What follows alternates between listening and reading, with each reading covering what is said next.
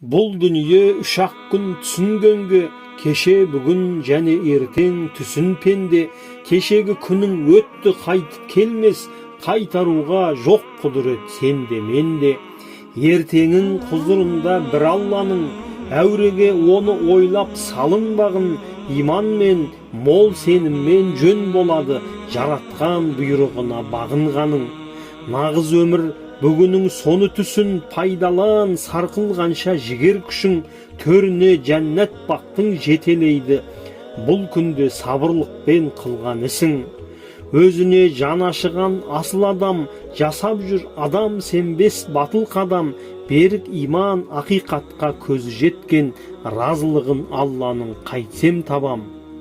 Бұл ерге үлкен сынақ келген екен, тағдырдың жазғанына көнген екен, өлді деген осы деп қол қусырмай, күш жігер бойға қуат берген екен.